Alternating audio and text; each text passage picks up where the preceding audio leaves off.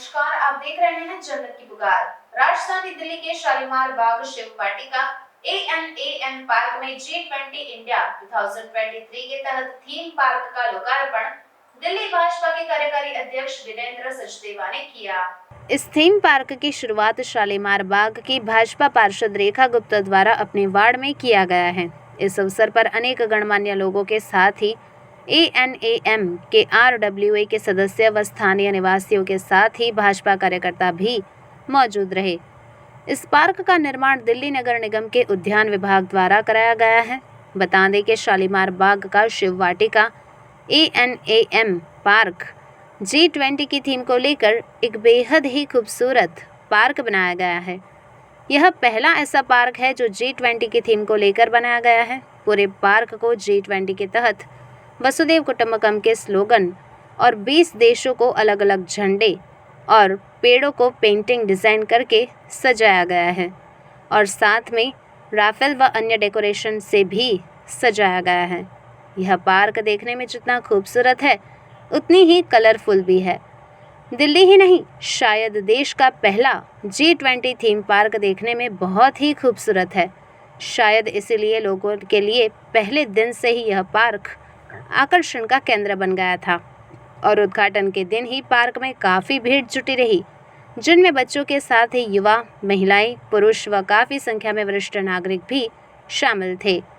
यह park G20 देशों के सम्मेलन विषय पर आधारित है और वहां इसी विषय को चित्रित भी किया गया है।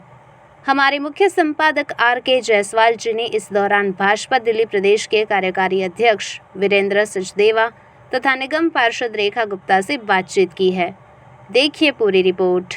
20 देशों का एक समूह है जो पूरे विश्व में एक वाक्य पे काम करता है, one earth, one family, one future. मतलब हम सब एक पृथ्वी है, एक परिवार है और हम सबका भविष्य भी एक ही है। लेकिन भविष्य क्या है? G20 एक ग्रुप है, ग्रुप ऑफ कंट्रीज, ये कोई विषय नहीं है। विषय ये है कि जिस हिंदुस्तान की कल्पना हम सब करते आ रहे हैं कई वर्षों से, यहाँ जितने बुजुर्ग लोग बैठे हैं, जिन्होंने 47 का विभाजन देखा होगा, जिन्होंने देश में दंगे देखे होंगे, जिन्होंने देश में लगातार भ्रष्टाचार देखा होगा, पिछले 8 साल में क्या बदला है वो G20 दिखा रहा है। G20 के 9 देश उन्होंने हिंदुस्तान में आना शुरू कर दिया है और अक्टूबर तक लगातार उनके प्रतिनिधि आएंगे। विषय यह है कि उसकी अध्यक्षता हिंदुस्तान कर रहा है और ये वैश्विक जगत में हमारी बहुत बड़ी जीत है। पिछली G20 की समिट टोक्यो में हुई थी, वहां भी कुछ लोग गए थे, कुछ लगभग 12-13 कंट्रीज गई थी। फ्लाई किया, टोक्यो में उतरे, होटल में समिट खत्म हुई, 3 दिन रुके और वापस अपने देशों में आ गए। लेकिन प्रधानमंत्री का विजन देखिए, वो चाहते थे कि जितने कंट्रीज के लोग यहाँ आ रहे हैं वो मेरे देश की संस्कृति देखें, मेरे देश का खाना देखें, मेरे देश का कल्चर देखें, मेरे देश के मंदिर देखें। तो उसके लिए उन्होंने क्या किया, 56 अलग अलग जगह चिन्हित की हिंदुस्तान में। उसमें अंडमान भी है, उसमें चेन्नई भी है, उसमें मुंबई भी है, उसमें उड़ीसा भी है, उसमें दिल्ली भी है। मतलब देश के अलग अलग राज्य जहाँ अलग अलग आपको कल्चर देखने को मिले और 200 कार्यक्रम किए, 200 कार्यक्रम टोटल होने, जहाँ वो सब लोग जाएंगे। अब आप उनके जाने से सोचिए क्या होगा। जहाँ जहाँ कार्यक्रम हो रहा है वहाँ वहाँ ब्यूटिफिकेशन अपने आप बढ़ा रही है, सरकार ब्यूटिफिकेशन कर रही है, डेवलपमेंट हो रहा है। जहाँ जहाँ वो लोग विजिट करेंगे वहाँ वहाँ रोजगार, एम्प्लॉयमेंट जनरेट होगा और साथ साथ जिस संस्कृति को, भारत की संस्कृति जो विश्व की सबसे सुंदर और पुरानी संस्कृति है, उसको दिखाने का अवसर मिलेगा। और जब वो लोग यहाँ से जाएंगे तो वो उस भारत की कल्पना लेके जाएंगे जिसे हम सोने की चिड़िया कहते हैं। इस दृष्टिकोण को समझने की जरूरत है। इसलिए हमारा दायित्व इसलिए बढ़ जाता है कि अक्टूबर तक दिल्ली में लगातार कार्यक्रम होंगे। लेकिन G20 कोई पॉलिटिकल कार्यक्रम नहीं है, उसमें कहीं बीजेपी का सिंबल नहीं है। लेकिन संयोग की बात है, G20 का लोगो देखोगे आप, उसमें अपने आप ही कमल है, वो हमने नहीं बनाया। तो विश्व भी जो है वो उस कमल की छांव में आना चाहता है। हम लोग कल्पना नहीं कर सकते, जब यूक्रेन और रूस का युद्ध हो रहा था, पूरी दुनिया हतप्रभ देख रही थी कि ये रुकेंगे कैसे। वहां प्रधानमंत्री नरेंद्र मोदी फोन करते हैं, रूस को कहते हैं तुम भी रुको, यूक्रेन को कहते हैं तुम भी रुको, क्योंकि मुझे अपने हिंदुस्तान भाइयों को निकालना है, और 8 घंटे के लिए युद्ध रुक जाता है। ये कोई छोटी बात नहीं है। आज हिंदुस्तान वो शक्ति बन चुका है जिसके आगे बड़े बड़े देश, वो अमेरिका जो कभी धमकाता था, ये हाथ जोड़ के खड़ा होता है। वो हमारा पड़ोसी देश जो कभी गुर्राता था, आज इसकी आवाज गायब है। वो आज ऐसे संकट में घिरा हुआ है कि कब उसका, जिस अखंड भारत की कल्पना हम कर रहे हैं, वो दिन भी ज्यादा दूर नहीं है। हम लोगों को G20 में करना क्या? सबसे पहले तो इसके बारे में खुद पढ़ना और अपने बच्चों को पढ़ाना। और जिसकी चर्चा बहन रेखा जी ने भी की,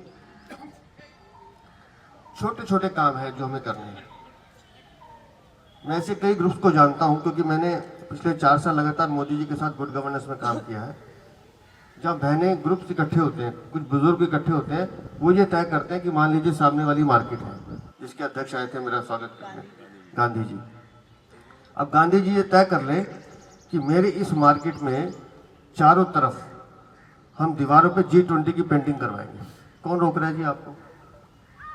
या इन दीवारों पे कहीं भी कोई पोस्टर या हैंडबिल नहीं चिपकाएंगे, या ऐसा कर लें कि जितने भी दुकानदार हैं, सब दुकानदारों का कलर जो है बोर्ड का, वो G20 की कलर स्कीम पर रख दें।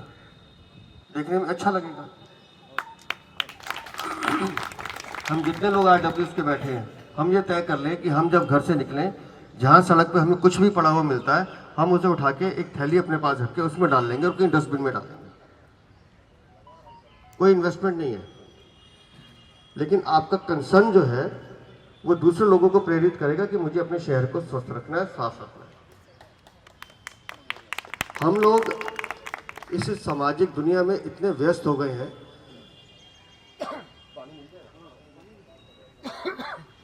हम अपना ख्याल भी नहीं रखते। हम लोग इतनी भागदौड़ में व्यस्त हैं, हम अपना ख्याल नहीं रखते। अभी मैं ऐसे रैंडम पूछ रहा हूं। थैंक यू दीदी।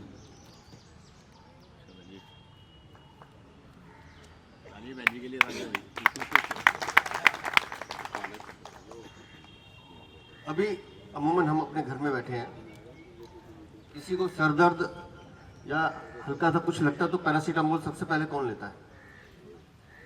भाई चलो ये, या अपने आप दवाई ले लेते हैं, कौन लेता है? हाथ खड़ा करें। सब ले लेते हैं। आप नहीं लेती, अच्छा करती हैं। मेरा मानना ये है कि जिस विषय के हम विशेषज्ञ नहीं हैं, उस पर हमें एक्सपेरिमेंट नहीं करना चाहिए। मैं कल पढ़ रहा था कि दिल्ली में खांसी जुकाम के मामले बढ़ रहे हैं, और उसमें पैरासीटामोल जो लोग ले रहे हैं वो उनकी सेहत के लिए हानिकारक है। मैंने ये विषय इसलिए यहाँ उठाया। अपनी चिंता करना सीखिए। 2 कदम लगेंगे, किसी डॉक्टर से सलाह कीजिए। जरूरी नहीं कि हर सर दर्द की दवा सेरिडोन या पैरासीटामोल। पैंडेमिक जो हुआ उसमें कई चीजें हमें सीखने को मिली हैं, जिसका असर आज तक दिखाई दे रहा है। अपने परिवार में समय देना सीखिए। जिस वो भाई साहब जो गीत गा रहे थे, आपने गाया था, क्या नाम? पुरुषोत्तम जी। बड़ा सुंदर गीत है। उसका एक एक लफ्ज जो है वो देश के लिए है। लेकिन दिल्ली में एक ऐसी हवा भी चली है जिसने दिल्ली के मुंह पे कालिख बनने का काम किया है। हमें से कौन जानता था जी कि स्कूल के पास, मंदिर के पास, गुरुद्वारे के पास हम शराब के ठेके देखेंगे। एजुकेशन फ्री में मिले, दवाई फ्री में मिले, शिक्षा फ्री में मिले, समझ में आता है, लेकिन एक पौवे के साथ पौवा फ्री में मिलेगा, ये कौन सा समाज है? ये कौन सी संस्कृति है? और मैं किसी का नाम नहीं ले रहा जी, लेकिन हम अपना दायित्व समझें। हम आने वाले बच्चों को क्या कल दे रहे हैं, हमें उसकी तरफ सोचना होगा।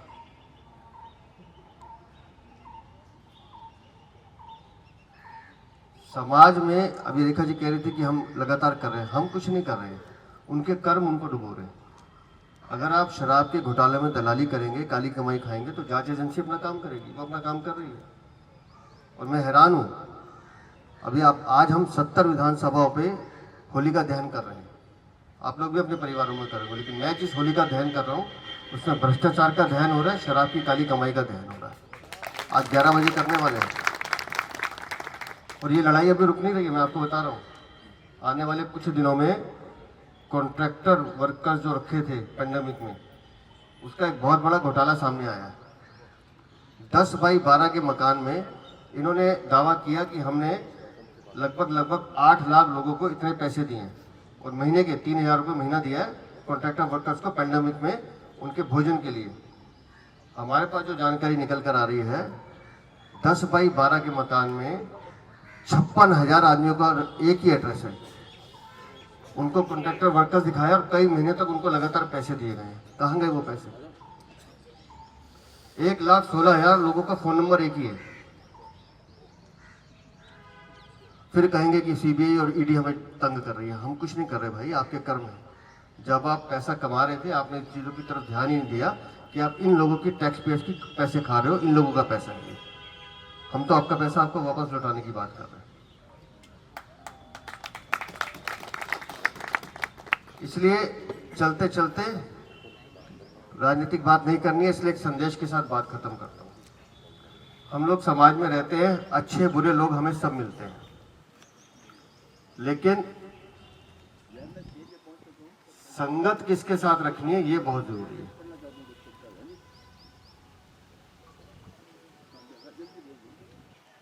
झाड़ू की जरूरत तब तक होती है जब तक गंदगी साफ करनी है, नहीं तो उसे कोने में रखता है, उसे कोई ड्राइंग रूम में सजा के नहीं रखता।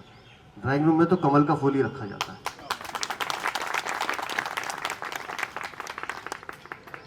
इसलिए संगत का बहुत असर है।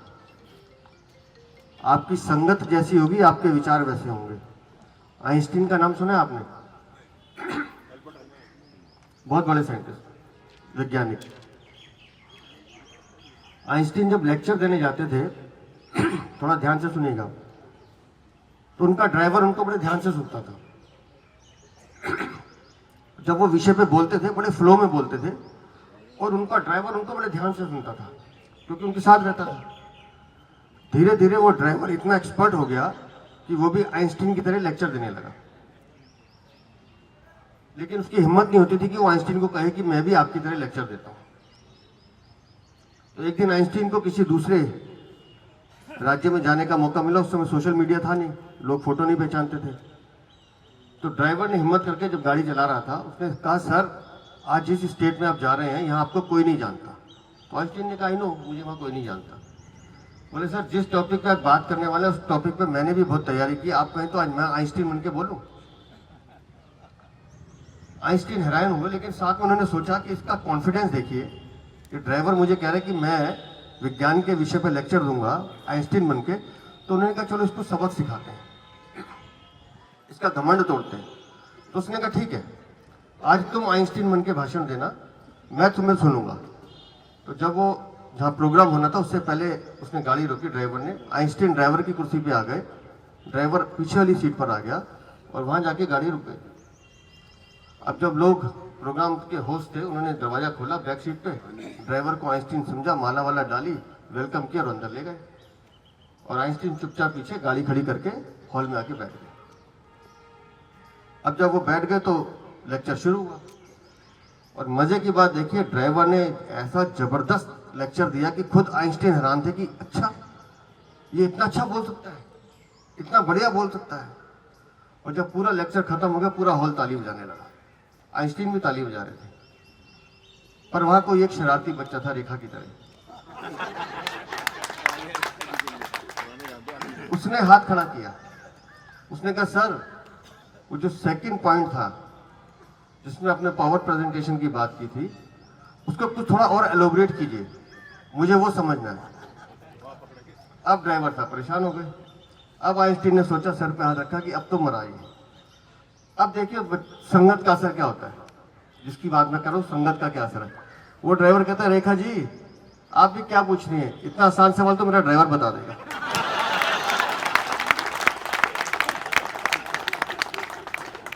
इसलिए संगत का असर अपना भी और अपने बच्चों का भी, उस पर ध्यान रखिए। बहुत सुंदर पार्क बना है, एमसीडी को फिर बधाई, बहुत बहुत शुभकामनाएं। नमस्कार, आप देख रहे हैं जनमत की पुकार। आर.के. जायसवाल के साथ मैं भी मौजूद हूं शालीमार बाग निगम के एक पार्क में, जहां पर G20 के तर्ज पर यहां पर एक पार्क बनाया गया है और इसका उद्घाटन वीरेंद्र सचदेवा, जो भारतीय जनता पार्टी के कार्यकारी अध्यक्ष हैं, उन्होंने यहाँ पर इसका उद्घाटन किया है। अभी यहाँ की निगम पार्षद रेखा गुप्ता जी से हम उनसे भी बातचीत करेंगे और वीरेंद्र सचदेवा जी से भी बातचीत करेंगे कि ये आइडिया कहाँ से आया, किस तरह का यहाँ पे आज उद्घाटन। देखिए, एमसीडी का ये जो उद्यान G20 की थीम पे बना है, G20 इस पूरे विश्व में इस समय प्रधानमंत्री नेतृत्व उसका कर रहे हैं और G20 की थीम में ये पहला पार्क एमसीडी ने बनाया है। बहुत अच्छा प्रयास है। मैं एमसीडी के सभी कर्मचारियों को, यहाँ के एडीएच को और यहाँ की हमारी जो निगम पार्षद है रेखा गुप्ता, इनको साधुवाद देता हूँ कि इन्होंने एक वैश्विक विषय को छूते हुए इस पार्क को सुंदर सौंदर्यीकरण किया है। बहुत बहुत साधुवात, बहुत बहुत शुभकामनाएं। आज आपने होलिका यहाँ पे तो दिल्ली की क्या अपनी संस्कृति है, दिल्ली को क्या फायदा होने वाला है, दिल्ली के लिए कितना इम्पोर्टेंट है? देखिए, अगर आप दिल्ली को देखेंगे, दिल्ली की कई शहरों आप देखेंगे, कई रोड्स का ब्यूटिफिकेशन शुरू हो गया है। राजघाट के सामने देखिए आप, लाजपत नगर चले जाइए, मेन रोड पर जो अपना रिंग रोड है, जो ल्यूटियंस जोन्स हैं, उसमें कई सारे काम हो रहे हैं। तो दिल्ली की जहाँ जहाँ मुख्य सड़कें हैं उनका सौंदर्यीकरण भारत सरकार द्वारा किया जा रहा है और मुझे यकीन है कि आप पेंटिंग्स देखेंगे, कई वॉल्स लगी हैं और यहाँ का दिल्ली का भी अपना कल्चर है। दिल्ली अब मुगलकालीन खंडर का शहर नहीं है। अब यहाँ नेताजी की प्रतिमा भी दिखती है, प्रधानमंत्री संग्रहालय भी दिखता है और कर्तव्य पथ भी दिखता है। तो उनको सबको दिखाने का काम, और यहाँ का जो भोजन है, संस्कृति दिल्ली की, दिल्ली तो दिल वालों की है। वो जरूर है कि थोड़े टाइम के लिए इस पर ग्रहण लगाए, वो ग्रहण भी दूर होगा। एमसीडी अच्छा काम कर रही है। एमसीडी को अगर दिल्ली की सरकार पूरा जो उनका ड्यूज बनता है वो देना शुरू कर दे तो एमसीडी हमारा बहुत गजब का काम कर सकती है। लेकिन एमसीडी के कर्मचारियों का, उनके अधिकारियों का गला घोटा जाता है। अब तो उनकी भी जिम्मेदारी बनी जाएगी कहीं ना कहीं। करना चाहिए, लेकिन जिम्मेदारी से भागने वाले लोग कब तक काम करेंगे, देखना पड़ेगा। सर, आपने सिसोदिया का जो होलिका दहन के बारे में बता रहे थे, क्या है? देखिए, भ्रष्टाचार और शराब के घोटाले की दलाली, ये आम आदमी पार्टी की पहचान बन चुकी है। तो आज उसके खिलाफ हम होलिका दहन कर रहे हैं, जिसमें भ्रष्टाचार का पुतला फूका जाएगा, शराब की काली दलाली का पुतला फूका जाएगा और जो घोटाले, शिक्षा का घोटाला है, हेल्थ घोटाला है, उन सब घोटाले का पुतला फूका जाएगा। इसलिए आज पूरी दिल्ली की 70 विधानसभाओं में हम होलिका दहन कर रहे हैं। चलो, यहाँ पे G20 के तर्ज पर ये बनाया गया है। देखिए, G20 पूरे देश के लिए एक बहुत ही सौभाग्य की बात है कि पूरे विश्व की जो ताकत रखने वाले 20 देश है उसकी अध्यक्षता भारत कर रहा है। तो इसी थीम पे आज दिल्ली नगर निगम के हमारे इस पार्क में इसको थीम दिया गया है पूरा G20 का। यहाँ पे 20 देशों के ध्वज भी लगाए गए हैं और पूरा का पूरा डेकोरेशन इस तरीके से किया गया कि हम सबको गर्व महसूस हो कि भारत जो है विश्वगुरु बनने की ओर अग्रसर है। और भारत का हर व्यक्ति अपने प्रधानमंत्री नरेंद्र मोदी जी पे गर्व महसूस करता है कि वो जिस तरीके से देश को आगे लेकर जा रहे हैं, जो भारत पूरे विश्व की ताकत बनता जा रहा है, भारत का मान सम्मान प्रतिष्ठा पूरे विश्व में बढ़ रही है। आज हमारे लिए गौरव का दिन है और हम धन्यवाद करते हैं प्रधानमंत्री मोदी जी को अपने इस पार्क के माध्यम से। होली का त्यौहार मनाया जा रहा है, होली का रंग चढ़ने लगा है दिल्ली वालों पर, इस पर क्या कहेंगे? देखिए, होली के रंग ना केवल दिल्ली में, देश में खुशियाँ लेके आए, पूरे विश्व में शांति हो और सब एक दूसरे को मिल करके दिलों से नफ़रत हटा करके खुशियाँ बिखेरें, हमारा यही संदेश है। और शालीमार बाग बागों की धरती है। आज सुबह सुबह इस पार्क में हम ये कार्यक्रम कर रहे हैं कि फूल खिले रहें और दिल मिले रहें। अगर आपने हमारा अभी तक चैनल सब्सक्राइब नहीं किया है तो कृपया चैनल सब्सक्राइब कर लें, लाइक करें, शेयर करें, कमेंट करें। तो मिलते हैं फिर किसी और खबरों के साथ। नमस्कार।